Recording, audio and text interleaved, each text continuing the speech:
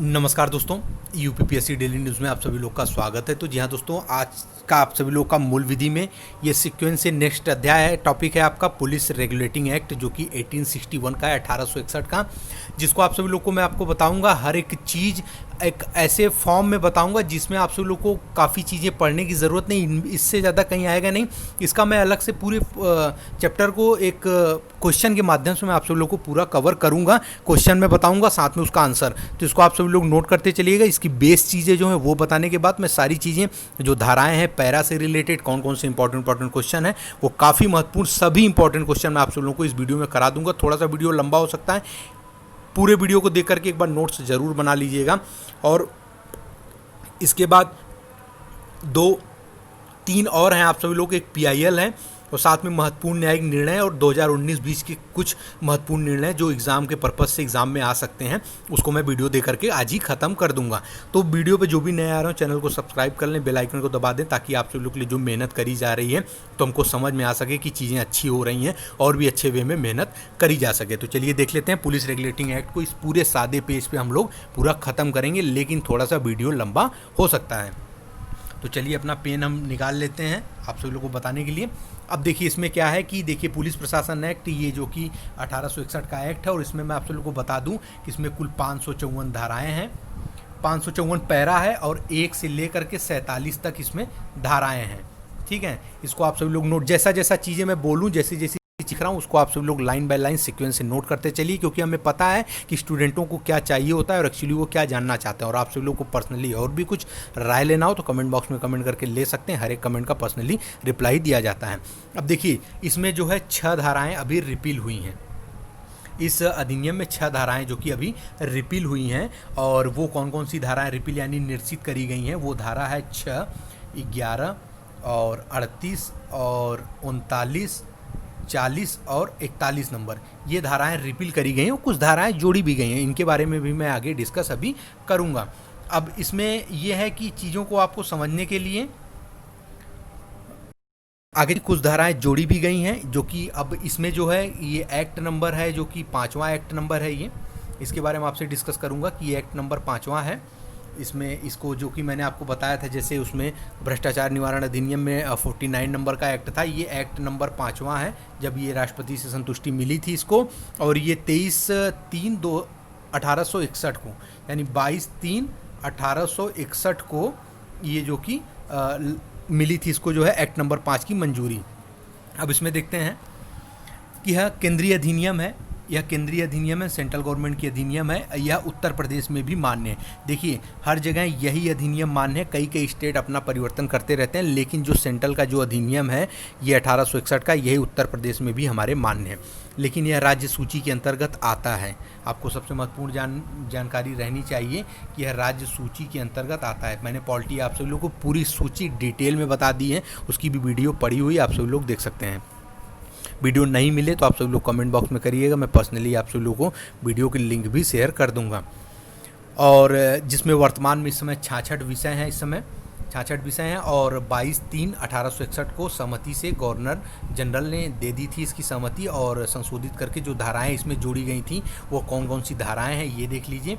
इसमें धारा जोड़ी गई थी, धारा 2 का ए, और उसके बाद 8 का ए जोड़ा गया था इसमें, और 15 का ए जोड़ा गया था इसमें, 30 का ए जोड़ा गया था इसमें, और 32 का ए जोड़ा गया था, और 32 का ए जोड़ा गया था इसमें, और 32 का बी जोड़ा गया था इसमें, और 34 का बी ए जोड़ा गया था इसमें। तो ये धाराएं इसमें जोड़ी गई थी, और कुछ धाराएं जो रिपील करी गई थी उसको मैंने आप सभी को बता दिया। राज्य सरकार ने इसमें 3 धाराएं अपनी तरफ से जोड़ी हैं, जो कि धारा 1 है, धारा 1, 8 का ए और उसके बाद 2 का ए। ये जो है स्टेट गवर्नमेंट ने अपने आप से ये धाराएं इसमें जोड़ी थी। अब देख लेते हैं धारा 1, जो कि निर्वाचन खंड और अधीक्षक स्टेट, जिले का मजिस्ट्रेट आदि के बारे में वर्णन करता है, जिसमें बल का गठन, नागरिक अध्ययन, कार्मिक पुलिस बल होगा, राज्य सरकार के अधीक्षण निहित होना, महानिर्देशक एवं पुलिस महानिर्देशक आदि और आदि की शक्तियों का प्रयोग। और कुछ इसमें जो धाराएं 6 नंबर की धारा है वो रिपील कर दी गई है, 7 नंबर की धारा है और अधिकारियों की नियुक्ति व पदच्युत करना, 8 नंबर की है धारा पुलिस अधिकारियों का प्रमाण पत्र देना, 9 नंबर की जो धारा है पुलिस अधिकारी बिना इजाज़त 2 मास की सूचना से पहले त्यागपत्र नहीं दे पाएंगे। देखिए इसमें मैं आप सब लोग को कुछ 47 नंबर तक महत्वपूर्ण जो धाराएं हैं वो मैं पूरा काउंट करा दूंगा। बाकी पैरा और धारा से रिलेटेड जो भी क्वेश्चन है इंपॉर्टेंट वो सब मैं आप सब लोग को एकदम ईजिली करा दूंगा। बस आप नोट्स लेकर के वीडियो को सुन के उसको लिखते चलें। अब देखिए धारा 11 रिपील हो चुकी, इसमें कुछ नहीं है। धारा 12 में बताया गया पुलिस महानिर्देशक एवं महानिरीक्षक के नियम बनाने की शक्ति। धारा 13 कहता है अतिरिक्त पुलिस अधिकारी के बारे में। धारा 14 कहता है रेलवे एवं वन कर्मी के आसपास अतिरिक्त बल की नियुक्ति। 15-16 कुछ खास इंपॉर्टेंट नहीं है। 17 में विशेष पुलिस अधिकारी की बात करी गई है। 18 में विशेष पुलिस अधिकारी की शक्तियों के बारे में बात करी गई है। धारा 19 में बात किया गया है, धारा 90 इंपॉर्टेंट है, पुलिस अधिकारी के रूप में सेवा करने से इनकार करना। और धारा 20 कहता है ग्राम पुलिस अधिकारी में पुलिस चौकीदार द्वारा प्रयोग किया जाने वाला अधिकार के बारे में बात किया गया है। धारा 21 कहता है ग्राम पुलिस अधिकारी के बारे में। धारा 23 कहता है पुलिस अधिकारियों के कर्तव्य के विषय में। धारा 29 कहता है कर्तव्य इत्यादि के लिए शक्तियों का प्रावधान बताया गया है। धारा 32 का क कहता है कि सामूहिक प्रशिक्षण के बारे में बात करी गई। धारा 37 कहता है मजिस्ट्रेट द्वारा जुर्माने की वसूली। धारा 44 कहता है पुलिस अधिकारी डायरी रखेंगे। ये मोस्ट इंपॉर्टेंट है, हर बार ये क्वेश्चन एक आता ही है। धारा 47 है अधीक्षक का ग्राम पुलिस पर अधिकार के बारे में वर्णन किया गया, जिसमें मैंने शुरू में आपको बता दिया था 1 से लेकर के कुल 47 धाराएं थी, जिसको मैंने एक एक करके आप सब लोग को बता दिया। साथ में उसमें वो धाराएं छोड़ दी हैं जो रिपील करी गई हैं, वो धाराएं ऐड की हैं जिनमें अभी जोड़ा गया है। अब देखिए इसमें कुछ 554 महत्वपूर्ण पैरा हैं, सभी पैरा महत्वपूर्ण हैं, लेकिन हम लोग जब इस पे जाते हैं तो चीज़ें महत्वपूर्ण होती हैं। हमारे एग्जाम पर्पज़ से सारी चीज़ें मिला करके आने वाली हैं, इसलिए हमको कुछ वैसी चीज़ें देखनी है जो एग्जामिनर हमें पूछ सकता है। आप स्वयं के अपने आप के एग्जामिनर बन के देखें कि आप अपने आप से क्या पूछ सकते हैं। किसी एक चैप्टर को पूरा पढ़िए और साथ में देखिए उससे आप अपने क्या पूछ सकते हैं, सबसे कठिन से कठिन क्या पूछ सकते हैं। तो वो सारी चीज़ें मैं आप सब लोग के सामने इस अध्याय से रिलेटेड अभी आगे रखूँगा। तो चलिए देखते हैं इसमें पुलिस पैरा। देखिए पैरा के साथ साथ और ये धाराओं के साथ साथ जो भी इंपॉर्टेंट क्वेश्चन है वो बनते हैं, वो मैं आप सब लोग को चलिए पूरा शेयर कर देता हूँ। साथ में आप सब लोग नोट्स बनाते रहेंगे जो भी हैं वो सभी लोग। अब देखिए पुलिस एक्ट 1861 का जो कि है, इसमें क्वेश्चन कैसे बनते हैं। देखिए पुलिस अधिनियम 1861 की कौन सी धारा निरसित नहीं हुई है, तो धारा 44 है। कौन सी है? धारा 44। ठीक है। नेक्स्ट है क्वेश्चन आपका, इसमें उत्तर प्रदेश पुलिस संशोधन अधिनियम तिथि क्या है? तिथि है इसकी 10 अगस्त 2001। 10 अगस्त 2001। नेक्स्ट है इसमें उत्तर प्रदेश पुलिस विनियमों में कौन सा पैरा फरार अपराधियों से संबंधित है? तो पैरा 215 से लेकर के 222 तक का पैरा फरार अपराधियों से, 222 का फरार अपराधियों से संबंधित है। जिले में आपराधिक प्रशासन का प्रमुख कौन होता है? वो होता है जिला मजिस्ट्रेट होता है। देखिए मैं कुछ चीज़ें लिखूंगा और कुछ आप सभी लोग को बोलूँगा भी, तो वीडियो सुनना आप सभी लोग के लिए बेहद ज़रूरी है। वीडियो सुनेंगे तो हर एक चीज़ का आप सभी लोग को आंसर मिलता चला जाएगा। अब देखिए इसमें एक पुलिस कांस्टेबल एक व्यक्ति को चोरी के झूठे मामले में थाने में रुके रहने के लिए अगर बाध्य करता है और फिर उससे पैसा लेकर उसे जाने देता है, तो वो पुलिस जो कांस्टेबल है वो किस प्रकार का दोषी होगा? तो सदोष परिरोध का दोषी माना जाएगा। किस धारा के अंतर्गत किसी जिले में विशिष्ट परिस्थितियों पर अतिरिक्त पुलिस बल उपलब्ध कराया जा सकता है? ये धारा 15 के अंतर्गत आता है। किस धारा के अंतर्गत राज्य सरकार पुलिस बल के सदस्यों की सेवा एवं शर्तों के विनियमन हेतु नियम बनाने के लिए सशक्त है? ये है धारा 2 के अंतर्गत। नेक्स्ट आता है किस धारा में पुलिस अधिकारियों के कर्तव्यों का प्रावधान है? धारा 23 के अंतर्गत है। किस धारा में सामान्य डायरी से संबंधित उपबंध है? धारा 44 के अंतर्गत है। सार्वजनिक सभाओं में जुलूसों का अनुज्ञप्ति देने का प्रावधान, यानी कि सार्वजनिक जो सभाएं होती हैं उसमें जुलूस करना है कि नहीं करना है, इसकी अनुज्ञप्ति यानी कि आदेश लाइसेंस कौन देता है? ये देता है धारा 30 कहता है। चौकीदार जो कि होते हैं वो उत्तरदायी किसके प्रति होते हैं? जिलाधिकारी के प्रति वो उत्तरदायी होते हैं। त्योहारों के अवसर पर मार्गों में संगीत की ध्वनि कितनी तेज हो, इसके लिए किस धारा में पुलिस अधीक्षक को यह शक्ति प्राप्त कराई गई है कि वह इसको अपने हिसाब से तेज या कम करवा सकता है? ये धारा 30 का खंड 4 कहता है। धारा 25 के अधीन लावारिस जो संपत्ति उसका चार्ज होगा, जो कि प्रत्येक पुलिस अधिकारी है उसको होगा। ठीक है। धारा 7 के अंतर्गत पुलिस महानिरीक्षक की विधायी शक्तियाँ अधीन है संविधान के अनुच्छेद 311 में। विशेष पुलिस अधिकारी की नियुक्ति की जा सकती है पुलिस निरीक्षक के आवेदन पर मजिस्ट्रेट के द्वारा। अभी बहुत ढेर सारे क्वेश्चन हैं आप सभी लोग को, तो इसमें नेक्स्ट क्वेश्चन आप सभी लोग का है कि त्योहारों के अवसर पर मार्गों में संगीत की ध्वनि जो सबसे तेज कम हो सकती है, पुलिस अधीक्षक की शक्ति किसमें है? धारा 30 के 4 में। खंड 4 में। और नेक्स्ट है धारा 25 के अधीन लावारिस संपत्ति को चार्ज किसको होगा? प्रत्येक पुलिस अधिकारी को। धारा 7 के अंतर्गत पुलिस महानिरीक्षक की विधायी शक्तियाँ अधीन हैं। संविधान के अनुच्छेद 311 में विशेष पुलिस अधिकारी की नियुक्ति की जा सकती है पुलिस निरीक्षक के आवेदन पर मजिस्ट्रेट के द्वारा। अब इसमें नेक्स्ट क्वेश्चन आप सभी लोग का है, कौन सा अपराधी होता है? तो सह अपराधी कौन होता है? उत्पीड़न के कारण रिश्वत देने वाला जो व्यक्ति होता है वो सह अपराधी माना जाता है। तो रिश्वत जो देना है वो जो है सह अपराधी माना जाता है। किस धारा के अंतर्गत पुलिस अधिकारी को जिले के किसी भी विभाग में नियोजित किया जा सकता है? धारा 22 के अंतर्गत किया जा सकता है।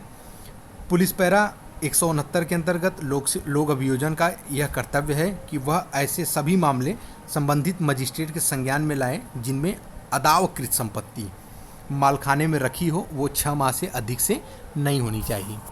पुलिस पैरा 140 क्या कहता है? पुलिस पैरा 140 पुलिस अधिकारी की किसी व्यक्ति का चिकित्सा अधिकारी द्वारा परीक्षण कराने के लिए भेजे तो उस चिकित्सा अधिकारी को उसे ऐसे परीक्षण के उद्देश्य की स्पष्ट रूप से व्याख्या करनी होगी। एक आरक्षित निरीक्षक रिजर्व पुलिस लाइन का कैसा अधिकारी होता है? वह उसका प्रभारी अधिकारी होता है। पुलिस अधिनियम की धारा 7 किससे संबंधित है? विभागीय कार्यवाही से। नेक्स्ट है, कोई विधि विरुद्ध जमाव या बलवा या शक्ति भंग हुई है तथा पुलिस बल पर्याप्त नहीं है तो विशेष पुलिस अधिकारी नियुक्ति किए जा सकते हैं जो वहाँ के निरीक्षक पुलिस अधिकारी के आवेदन पर मजिस्ट्रेट के द्वारा। जैसे आपने देखा होगा कहीं पे ज़्यादा भीड़ भाड़ हो जाने पे और वहाँ पे भीड़ काबू नहीं हो पाती है तो वहाँ पे एक्स्ट्रा पुलिस बल मिलता है, वो मजिस्ट्रेट के द्वारा जो कि दिया जाता है और निरीक्षक पुलिस अधिकारी के आवेदन पर। कौन सा अध्याय सवार पुलिस से संबंधित है? सवार पुलिस से ये क्वेश्चन एक आध दो बार आ चुका है एग्जाम में। ये अध्याय 6 है, सवार पुलिस से संबंधित अध्याय 6 में बात करी गई है। विवेचना अधिकारी को केस डायरी के स्थान व समय अभिलिखित करना चाहिए। कब कब उसको अभिलिखित करना चाहिए? जब सूचना प्राप्त किया हो तभी कर लेना चाहिए, जब अन्वेषण यानी इन्वेस्टिगेशन किया हो तब करना चाहिए, और जब वह अन्वेषण बंद किया हो तब करना चाहिए। पुलिस शब्द में कौन से व्यक्ति सम्मिलित हैं? तो इसमें कौन सा पुलिस पैरा मृत्योपरांत परीक्षण एवं प्रक्रिया से संबंधित है? पैरा 139। धारा 29 के अंतर्गत दोष सिद्ध किए गए पुलिस अधिकारी के विरुद्ध विभागीय जांच की जा सकती है। यह उत्तर प्रदेश राज्य वर्सेस हरिश्चंद्र सिंह का मामला था, इसी से ये धारा 29 की आई थी। पुलिस अधिकारी के प्रमाण पत्र का अभ्यर्पण है, धारा 8 के बारे में बात करी गई। रेल एवं अन्य कार्यों के पास पुलिस रहेगी, ये धारा 14 कहता है। पुलिस बल की नियुक्ति ग्राम पुलिस अधिकारी, ये धारा 21 में आता है। पुलिस बल की नियुक्ति ग्राम पुलिस अधिकारी इंपॉर्टेंट क्वेश्चन है। लोक जमाव और जुलूसों का विनिमय है, ये धारा 14 में आता है। अभियोजन पूरे जिले के लिए एक पंजिका बनाए रखेगा जिससे केवल उन फरार अपराधियों के नाम समाविष्ट होंगे जिनके नाम जाति, निवास तथा पूर्व इतिहास सभी शंका संभावनाओं से परे सत्यापित हो चुके हैं, उन्हीं के नाम उनमें अपराधियों के नाम समाविष्ट होंगे। पुलिस अधिनियम 1949 का उद्देश्य क्या है? पुलिस को पुनर्गठित करना एवं अपराधों को निवारित करने के साथ तथा उनका पता लगाने के लिए उसे और अधिक दक्ष उपकरण बनाना। पुलिस डायरी होती है, एक केस डायरी होती है, जो पुलिस डायरी रखेंगे आपको बताया था मैंने धारा में, वो एक केस डायरी होती है। सड़कों पर गश्त लगाने के लिए साधारणतया सिविल पुलिस नियुक्त की जाती है। लोक अभियोजन को मालखाने का निरीक्षण करना चाहिए, 1 माह में 1 बार कम से कम लोक अभियोजन को जो है मालखाने का निरीक्षण कर लेना चाहिए। नेक्स्ट है, जो कचरा कूड़ा गंदगी फैलाना बिना वारंट के पुलिस ले जा सकती है, ये हाँ ले जा सकती हैं बिना वारंट के ही। तो अब आइए नेक्स्ट देखते हैं इसमें कौन सा आपका क्वेश्चन बनता है। नेक्स्ट क्वेश्चन है, इसमें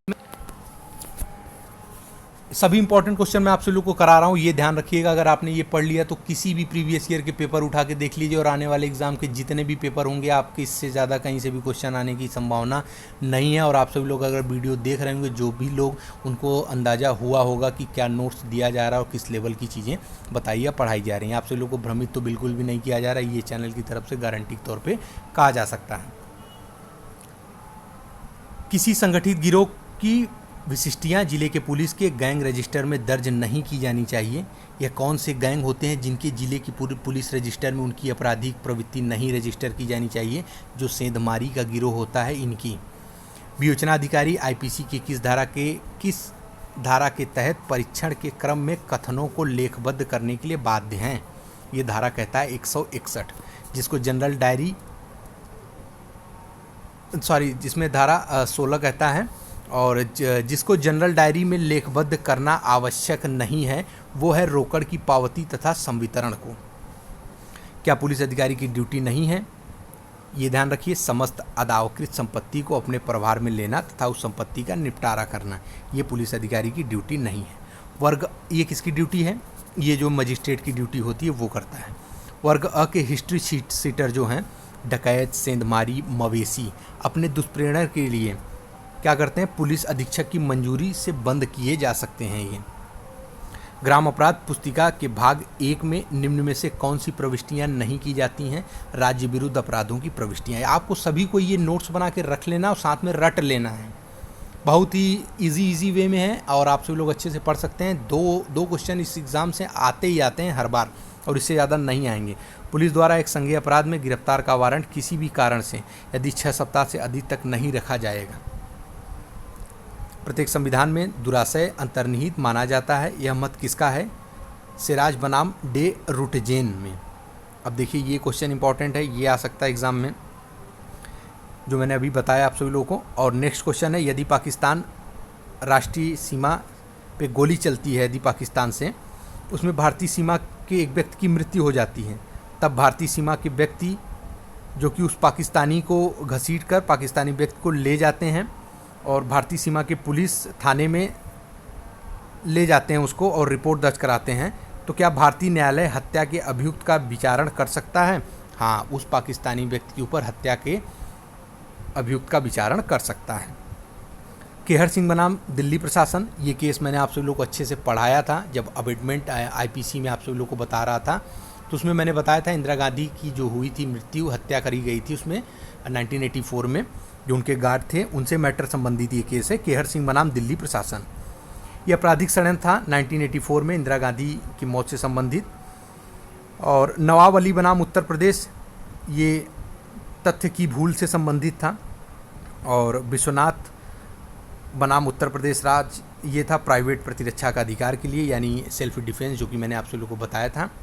और महबूब शाह बनाम सम्राट का ये केस था सामान्य आशय से रिलेटेड। तो आप सभी लोगों को महत्वपूर्ण न्यायिक निर्णय जो 2019-20 के हैं और भी जो महत्वपूर्ण न्यायिक निर्णय वो उसके लिए भी एक अलग से वीडियो में आप सभी लोग को दूंगा, और साथ में जो कि यातायात अधिनियम के प्रमुख चिन्ह हैं उनकी भी वीडियो में आप सभी लोग को एक बना करके दे दूंगा। पूरा सिलेबस आपका, हर एक सिलेबस निःशुल्क एकदम इस संस्था के थ्रू आप सभी लोगों को पूरा कराया जाएगा। पूरा का पूरा सिलेबस आपके एग्ज़ाम से पहले करा दिया जाएगा।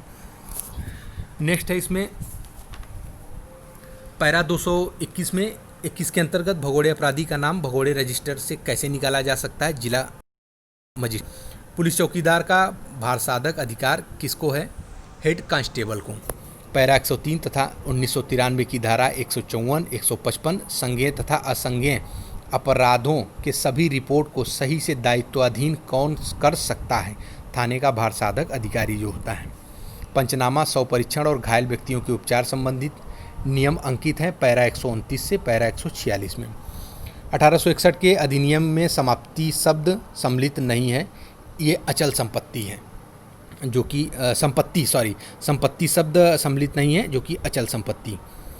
जिला पुलिस अधीक्षक के अंतर्गत निम्नलिखित में से कौन सा सम्मिलित है? यह उप जिला अधीक्षक होता है।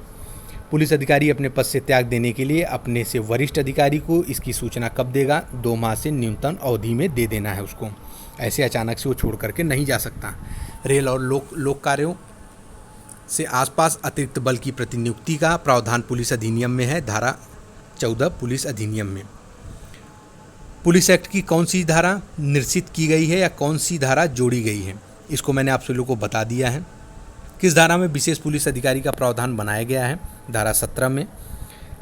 इतिवृष्ट पत्रक होता है एक कि कितने वर्ग बनाए गए हैं? उसके 3 वर्ग बनाए गए हैं। उत्तर प्रदेश पुलिस संशोधन अधिनियम 1939 कब लागू किया गया था? ये 1 जनवरी 1939 को। दुष्चरित्रों एवं निगरानी से संबंधित किस अध्याय में नियमित किया गया है? अध्याय 20 में। रिजर्व पुलिस लाइन का भारसाधक अधिकारी कौन होता है? जो कि रिजर्व निरीक्षक होता है। मैंने पिछले में अभी आपको बताया ये क्वेश्चन। संकट के समय अतिरिक्त पुलिस बल का खर्च किसके द्वारा वहन किया जाता है? यदि किसी जगह पे विशेष, जैसे किसी गाँव में लगाया गया है, तो वहाँ पे उस गांव के लोगों के द्वारा जो कि ये सारी चीज़ें मेंटेन करी जाती, जो अतिरिक्त खर्चा वगैरह होता है, ये सारी चीज़ें। 1861 में मवेशी शब्द में शामिल नहीं है। 1861 की जो अधिनियम है पुलिस की, इसमें मवेशी शब्द में शामिल नहीं है, तो उसमें कुत्ता शामिल नहीं है। पुलिस थाने का भारसाधक अधिकारी कौन होता है? वो पुलिस उप निरीक्षक होता है, यानी जिस एग्ज़ाम के लिए आप सभी लोग तैयारी कर रहे हैं वो। चिकित्सा अधिकारी उपहति या मरणोपरांत परीक्षण रिपोर्ट की कितनी प्रतियां तैयार करता है? ये 3 प्रतियां होती हैं, ये आप सभी लोग को ध्यान रखना है। विशेष अवसरों को छोड़कर सिविल पुलिस के सिपाही सशस्त्र नहीं होंगे, ये पैरा 61 कहता है। सशस्त्र पुलिस के प्रधान कांस्टेबलों की नियुक्ति जिला पुलिस बल से पदोन्नत द्वारा कौन करता है? ये पुलिस अधीक्षक करता है। विकृत चित्त व्यक्ति को अन्य व्यक्तियों के साथ उसी सेल में नहीं रखना होगा, ये आपका पैरा 161 में बताया गया है। पुलिस अधिकारी के शक्तियों संबंधित धारा है धारा 18। उत्तर प्रदेश पुलिस रेगुलेशन के अंतर्गत प्रावधानिक निम्नलिखित में से कौन सुमेलित नहीं है? ये है अन्वेषण, जो कि अध्याय 10 में आप सभी लोग का आता है। तो आपने देखा आपके पुलिस की जितने भी मैंने आपको बेस बता दिया, क्या क्या चलेगा पुलिस एक्ट में चलता हुआ। फिर उसके बाद मैंने सारी चीज़ें आपको जो क्वेश्चन पुटअप हुए हैं प्रीवियस ईयर के, वो सारे क्वेश्चन मैंने करा दिए। इन्हीं सब चीज़ों में से पुलिस पैरा रहता है, पूरा पुलिस का अधिनियम ही 1861 रहता है। आप पूरा डिटेल में पढ़ने चलेंगे तो काफ़ी बोरिंग हो जाएगी, साथ में यही चीज़ें बहुत बड़ी लगने लगेंगी, क्योंकि पहले से ही आईपीसी और सीआरपीसी इतना बड़ा हो चुका है। तो इसमें आप सभी लोग ने देखा ये महत्वपूर्ण है, आप सभी लोग को पढ़ना ही है अच्छे से इन सब चीज़ों को, एक भी क्वेश्चन को छोड़ना नहीं। वीडियो को पूरा 20 मिनट तक देखेंगे, आप सभी लोग अपने आप में ज़रूर इसका एक अच्छा रिजल्ट प्राप्त करेंगे। तो आपका नेक्स्ट अध्याय मैं आप सभी लोग को बता दूं, जिसमें जनहित याचिका के विषय में और साथ में जो कि महत्वपूर्ण न्यायिक निर्णय सुप्रीम कोर्ट के और जो जनहित याचिका से संबंधित हैं, और महत्वपूर्ण आपका 2019-20 का जो फैसला आया है, इस पर मैं वीडियो आप सभी लोग को दूंगा। तो यहाँ पे आप सभी लोग का मूल विधि समाप्त हो जाएगा।